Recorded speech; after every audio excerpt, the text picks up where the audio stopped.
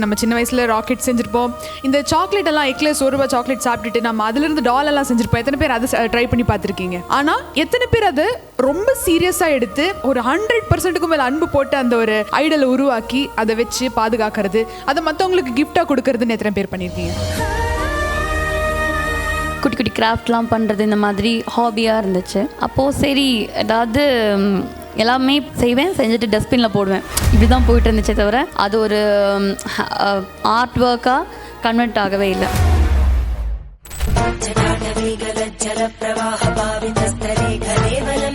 Our next awardee is Miss Radhika AJ. She is a young achiever for excellence in the field of creative arts.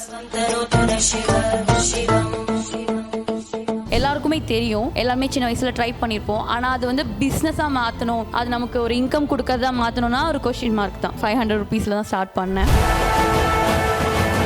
பண்ணக்கூடிய பொருட்களுக்கு எப்படி நீங்கள் ப்ரைஸை fix பண்ணீங்க? நான் சூஸ் பண்ணது news paper product, art work. அப்படி இருக்கும்போது அதுக்கான ரெஃபரன்ஸோ எதுவுமே எங்களுக்கு கிடையாது. ₹300 நான் இப்போ ஒரு டால் சேல் பண்ணுறேன்னா அதே டாலை நான் 1500க்கும் சேல் பண்ணுவேன். ஏன்னா அதில் பண்ணுற ஒர்க். இப்போ ராதிகாவுக்கு வந்து 2016 டியூ டு அவங்களோட ஹெல்த் கண்டிஷன்னால் அவங்க ஹோம் சிக் ஆகிட்டாங்க.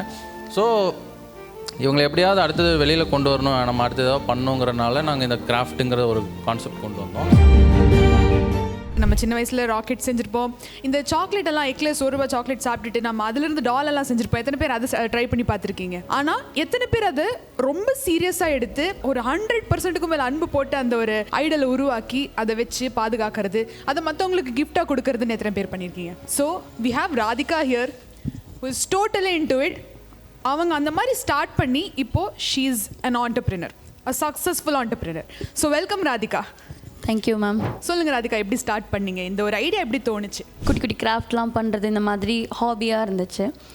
அப்போது சரி ஏதாவது எல்லாமே செய்வேன், செஞ்சுட்டு டஸ்ட்பினில் போடுவேன். இப்படி தான் போயிட்டு இருந்துச்சே தவிர அது ஒரு ப்ராடக்டாக ஒரு ஆர்ட் ஒர்க்காக கன்வெர்ட் ஆகவே இல்லை. ஸோ அப்போது அண்ணா வந்து நீங்கள் சொன்னாங்க, நீ சும்மா எதாவது பண்ணி குப்பையில் கொண்டு போய் போட்டுட்ருக்கே, சரி ஓகே ஏதாவது ஒன்று புதுசாக ட்ரை பண்ணலாம். ஸோ 4-3 ரெஃபரன்ஸ் கொடுக்குறேன், நீ ட்ரை பண்ணி பார்த்துட்டு உனக்கு எது பிடிக்குதோ அதை நீ ஒரு, ஆனால் அது வந்து வேஸ்ட் பண்ணக்கூடாது அப்படின்னு சொல்லிட்டு ஒரு கண்டிஷனோடு கொடுத்துருந்தாங்க. அண்ட் ஒரு சின்ன வீடியோ தான், hanging, wall hanging and made of பேப்பரில் கொடுத்துருந்தாங்க. ஒன்லி பேப்பர் மட்டும்? பேப்பர், நியூஸ் பேப்பரில் பண்ணுறது. அண்ட் ஓகே அப்போது எங்கள் வீட்டில் நியூஸ் பேப்பர்ஸ் இருந்துச்சு. ஸோ ஓகே நம்ம இதை வச்சு ட்ரை பண்ணி பார்ப்போமே அப்படின்னு சொல்லிட்டு, சரி வேஸ்ட்டாக போகிற பொருள் தானே, மெட்டீரியல்ஸும் ரொம்ப ரா மெட்டீரியலுக்கான காஸ்ட்டுமே கம்மியாக இருக்கும் அப்படின்னு சொல்லிட்டு ஃபஸ்ட்டு ஒன்று ட்ரை பண்ணேன். அது ரொம்ப நல்லா வந்திருந்தது. அண்ட் அதுக்கப்புறம் அந்த டைமில் தான் நேபர் மூலமாக தான் அது ஒரு பிஸ்னஸாக ஸ்டார்ட் ஆச்சு. அது வரைக்கும் வீட்டில் ஹேங் பண்ணுறது இந்த மாதிரி போயிட்டு இருந்துச்சு. நிறையா ட்ரை பண்ணியிருக்கேன், ஆனால் எதுவுமே சக்ஸஸ் ஆனதில்லை. பட் அந்த ஒரு ஹேங்கிங் வால் சிமின்னு சொல்லுவாங்க, ஸோ அது ட்ரை பண்ணப்போ நல்லா சூப்பராக போச்சு. அண்ட் ஃபர்ஸ்ட் நேபர் ஒரு ₹100க்கு அதை பை பண்ணாங்க. ஸோ பை பண்ணப்போ ரொம்ப சந்தோஷமாக இருந்துச்சு. ஃபஸ்ட் டைம் நம்ம ஒரு வேஸ்ட் பண்ணாமல் ஒரு ப்ராடக்ட் ரெடி பண்ணியிருக்கோம். அண்ட் அது ஒரு ஆர்ட் ஒர்க், அதை ஒருத்தங்க வீட்டில் கொண்டு போய் ஹேங் பண்ணும்போது அது ரொம்ப சந்தோஷமாக இருந்துச்சு.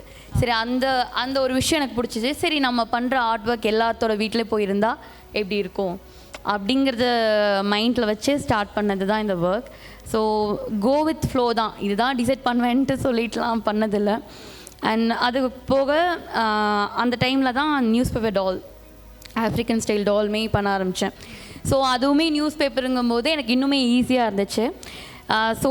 பொருள் சோர்ஸ் பண்ணுறதுக்கும் சரி, என்கிட்ட இருக்கக்கூடிய கம்மி பட்ஜெட் ஒரு ₹500 தான் நான் இந்த ஒர்க் ஸ்டார்ட் பண்ணது. இனிஷியல் போடுற அமௌண்ட்டே பார்த்தீங்கன்னா எங்கள் லேக்ஸில் சொல்லிகிட்ருக்கீங்க. ஆக்சுவலாக நான் ஆரம்பிக்கும் போது ₹500 தான் ஸ்டார்ட் பண்ணேன். அண்ட் அதுக்கப்புறம் அந்த ஒர்க்குமே நல்ல இம்ப்ரூவ்மெண்ட் இருந்தது. ஒரு 6 மந்த் அது ஷோ பீஸை மட்டும்தான் வச்சுருந்தேன். ஒரு எக்ஸ்போவில் கொண்டு போய் வச்சோம். ஸோ அது வரைக்கும் வீட்டுக்குள்ளே இருந்தப்போ நெய்பர்ஸ் பார்ப்பாங்க, ஃப்ரெண்ட்ஸ் அந்த மாதிரி பார்ப்பாங்க, அவ்வளோதான். பட் அது சேல் பண்ணணும் அப்படிங்கிற ஒரு மைண்ட் செட் எனக்கு இல்லாமல் இருந்தது. அண்ட் அது ஒரு எக்ஸ்போவில், கொடிஷியாவில் ஒரு எக்ஸ்போவில் என் ஃப்ரெண்ட் ஒருத்தங்க வாங்கி வச்சாங்க. ஸோ டிஸ்பிளேக்காக வச்சாங்க. பட் அது ரொம்ப நல்லாயிருக்கு, நாங்கள் வந்து வாங்கிக்கிறோம் அப்படின்னு சொல்லிட்டு ஒரு 10 பேர் வாங்கினாங்க. அப்போ தான் தெரிஞ்சது, ஓகே நம்ம இதை வீட்டுக்குள்ளேயே வச்சுருந்தா இது சேல் ஆகாது. ஸோ நம்ம என்ன பண்ணலான்னா நம்மளால் பெரிய எக்ஸ்போ அந்த மாதிரி தான் கலந்துக்க முடியாது. ஸோ அப்படி இருக்கும்போது ஈஸியாக பீப்புள்ஸ்க்கு ரீச் ஆகணும் அப்படிங்கும்போது சோஷியல் மீடியா ஒரு நல்ல பிளாட்ஃபார்மாக அமைஞ்சது. அப்போது ஃபேஸ்புக் எல்லாத்துலேயுமே போட ஆரம்பித்தோம். ஒரு 45 மெம்பர்ஸ் இருப்பாங்க. அது யாருன்னு எங்கள் அண்ணனோட ஃப்ரெண்ட்ஸாக தான் இருப்பாங்க. ஸோ அவங்களுடைய சர்க்கிள்ஸ் அப்புறம் அவங்களோட ஃபேமிலி இந்த மாதிரி ஒரு சின்ன வட்டத்துக்குள்ளே அப்படியே ட்ராவல் ஆகிருந்தது. அண்ட் ஒரு கட்டத்தில் ஒரு சின்ன மீடியா சப்போர்ட் எங்களுக்கு வந்து கிடச்சிது. ஸோ அது ஒரு பெரிய ஒரு ஸ்டெப்பாக மாறிச்சு. அந்த ஸ்டெப் தான் அடுத்த கட்டத்துக்கு இந்த ஒர்க்கை நம்ம ஸ்ட்ரென்த்தாக பண்ணணும், இது வந்து கண்டினியூ பண்ண முடியும். ஏன்னா இது வந்து நிறைய பேர் ஹேண்ட்மேட் கிராஃப்ட் பண்ணுறாங்க, எல்லாருக்குமே தெரியும், எல்லாருமே சின்ன வயசில் ட்ரை பண்ணியிருப்போம். ஆனால் அது வந்து பிஸ்னஸாக மாற்றணும், அது நமக்கு ஒரு இன்கம் கொடுக்கறதா மாற்றணும்னா ஒரு கொஸ்டின் மார்க் தான். ஹாபியாக பண்ணுவாங்க, ஒரு ஒர்க்குன்னு போயிட்டாங்கன்னா அதில் இன்வால்வ் ஆயிடுவாங்க, அதுக்கப்புறம் இதை அப்படியே விட்டுருவாங்க. ரொம்ப ரொம்ப கம்மி பீப்புள்ஸ் மட்டும்தான் இதை பிஸ்னஸாக எடுத்து பண்ணுறாங்க. ஸோ அப்படி பார்க்கும்போது நம்ம பண்ணுறது யூனிக்கான ஒரு ப்ராடக்ட், ஒரு ஆர்ட் ஒர்க். அப்படி இருக்கும்போது அது நல்லா மூவ் பண்ண முடியும். சரி, நம்ம இது என்னானாலும் பரவாயில்ல, ஃபெயிலியர் ஆர் சக்ஸஸ் எதாக இருந்தாலும் ஹேண்டில் பண்ணிப்போம் அப்படின்னு சொல்லிட்டு ஆரம்பித்தது தான் பண்ணதான். ஸோ இப்போ ஒரு நல்ல சக்ஸஸ்ஃபுல்லாக போயிட்டு இருக்கு. 8 இயர்ஸாக இது சக்ஸஸ்ஃபுல்லாக போயிட்டு 8 இயர்ஸாக பண்ணிட்டு இருக்கீங்க. ஆமாம். இப்போ நீங்கள் அந்த டாலர் ஃபஸ்ட்டு ஒரு 100 ரூபாய்க்கு விற்று அப்படின்னு சொல்கிறீங்க இல்லையா? ஆனால் போக போக காம்படிஷன் அதிகமாகுது. மஷினரிஸ் வச்சு நிறைய விதமான ஆர்ட் பொருட்கள் எல்லாமே செய்ய ஆரம்பிச்சிட்டாங்க. பட் ஆனால் ஹேண்டிகிராஃப்டில் நீங்கள் பண்ணக்கூடிய பொருட்களுக்கு எப்படி நீங்கள் ப்ரைஸை ஃபிக்ஸ் பண்ணீங்க? அந்த ஒரு ஸ்ட்ராட்டஜி எங்கே நீங்கள் வந்து லைன் பண்ண முடிஞ்சு? இப்போது ஒரு மண்பானை செய்கிறதுனா அது நிறைய பேர் பண்ணுறாங்க, அதனால் உங்களுக்கு ஒரு ரெஃபரன்ஸ் எடுத்துக்க முடியும். ஆனால் நான் சூஸ் பண்ணது news paper product, art work. அப்படி இருக்கும்போது அதுக்கான ரெஃபரன்ஸோ எதுவுமே எங்களுக்கு கிடையாது. ப்ரைஸ் ஃபிக்ஸ் பண்ணும்போதே சரி, நம்ம மெட்டீரியல் எவ்வளோ ஸ்பெண்ட் பண்ணுறோம், அதுக்கப்புறம் நம்ம ஒர்க் ஸ்பெண்ட் பண்ணுறது. இப்போ ஒரு 300 ருபீஸ்க்கு நான் இப்போ ஒரு டால் சேல் பண்ணுறேன்னா அதே டாலை நான் 1500க்கும் சேல் பண்ணுவேன். ஏன்னா அதில் பண்ணுற ஒர்க், ஆர்ட் ஒர்க், டைமிங், அதில் நம்ம யூஸ் பண்ணுற டிசைன்ஸ், அந்த விஷயங்கள் தான் அந்த ப்ரைஸ் வந்து டிசைட் பண்ணும். இப்போ ஒரு 12 inch டால்னால் நான் 450க்கு சேல் பண்ணுறேன். பட் அதே டாலை நான் ஒரு 300க்குமே சேல் பண்ண முடியும். அந்த மாதிரி என்ன சொல்கிறது, ஃபிக்ஸ்டான ஒரு ப்ரைஸ் இருக்காது. டிபெண்ட்ஸ் நம்ம ஸ்பெண்ட் பண்ணுற டைம் அப்படிங்கிறது. ஒரு டாலை ப்ரிப்பேர் பண்ணுறதுக்குன்னா உங்களுக்கு எவ்வளோ டைம் ஆகுது? ஸோ அந்த ஒரு இதுலேருந்து டைம்னு பார்த்தீங்கன்னா டிபெண்ட்ஸ் ஆன் அந்த நம்ம சூஸ் பண்ணுற ஐடலை பொறுத்து இருக்கும். ஸோ ஸ்டாண்டர்டான ஐடல் பண்ணுறதுன்னு பார்த்தீங்கன்னா ஒரு 6 hours கண்டிப்பாக நமக்கு எடுத்துக்கும். கண்டிப்பாக ஒரே ஒரு டால் ஜீரோலேருந்து நம்ம ஸ்டார்ட் பண்ணுறதா இருந்தால் எடுத்துக்கும். பட் ஃபினிஷிங் உங்களுக்கு அதை சேலுக்கு கொண்டு போகணும் இல்லை அவங்களுக்கு வாங்கணும் அப்படின்னா கிட்டத்தட்ட ஒரு 24 hours நம்ம அதுக்காக டைம் ஸ்பெண்ட் பண்ணுற மாதிரி இருக்கும். நான் ட்ரையிங் அதெல்லாமே மைனஸ் பண்ணிட்டு நம்ம ஹேண்ட் ஒர்க் மட்டும்தான் நான் சொல்கிறேன். ஓகே. ஸோ உங்களை மாதிரி இப்போ நிறையா வீட்டில் இருக்கக்கூடிய பெண்களாகட்டும் இல்லை இந்த மாதிரி கலை கொண்டவங்க யாராவது இருக்கீங்க அப்படின்னா கூட இந்த மாதிரி ஒரு பிஸ்னஸ் பண்ணணும் அப்படிங்கிற ஆஸ்பெக்ட் இருக்குது அப்படிங்கிறவங்களுக்கு நீங்கள் என்ன சொல்ல விரும்புகிறீங்க?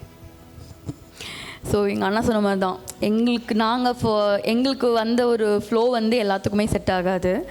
ஸோ ஒவ்வொருத்தருக்கும் ஒவ்வொரு வே தான் இருக்கும், ஒவ்வொருத்தருக்கும் ஒவ்வொரு ஃபார்முலா இருக்கும். ஸோ உங்களுக்கு என்ன பிடிக்குதோ அதை ஃபஸ்ட்டு ஃபைண்ட் அவுட் பண்ணுறது தான் மெயினாக இருக்கும். அதில் நம்ம எந்த அளவுக்கு கிளாரிட்டியாக இருக்கோங்கிறது ஒன்று. எனக்கு சோஷியல் மீடியா யூஸ் கிடையாது, நான் அந்தளவுக்கு அண்ணா பார்த்துக்கிற அளவுக்கு நான் பார்த்துக்கிறது இல்லை. பட் ஆனால் ஆர்டர்ஸ் வருதுன்னா அந்த அவங்க போகிற எஃபர்ட் ஒரு காரணம் கண்டிப்பாக. அதுக்கு போக நம்ம பண்ணுற ஒர்க் அவங்க கஸ்டமர்ஸ்க்கு பிடிச்சிருக்கு, அதை பொறுத்து தான். ஸோ மோஸ்ட்லி வாய்ஸ் ஆஃப் மவுத்தில் தான் நமக்கு நிறைய ஆர்டர்ஸ் வரும்.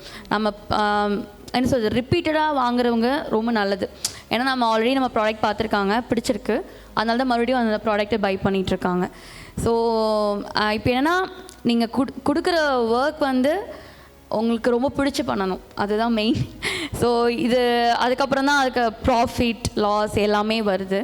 ஸோ பண்ணுற ஒர்க்குக்கு 100% எஃபோர்ட் போடுறது அண்ட் ட்ரூவாக அதில் விரும்பி பண்ணுறது மட்டும்தான் அதுக்கு உண்மையான சக்ஸஸாக இருக்கும்னு நினைக்கிறேன். ஏன்னா நான் அதான் பண்ணிட்டுருக்கேன், அதான் போயிட்டுருக்கு. அப்படி ஒரு கிரேட் எக்ஸாம்பிள் தான் நீங்கள். ஒரு வேலையை கண்டிப்பாக பிடிச்சி 100% பண்ணி அதில் சக்ஸஸ்ஃபுல்லாக இருக்க முடியும், அட் த சேம் டைம் ஒரு சக்ஸஸ்ஃபுல்லான பிஸ்னஸை பண்ண முடியும் அப்படிங்கிறதுக்கு ஒரு great example Radhika. Thank you so much sir.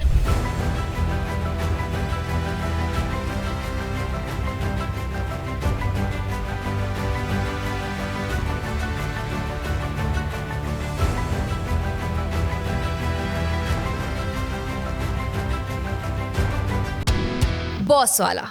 Be the boss.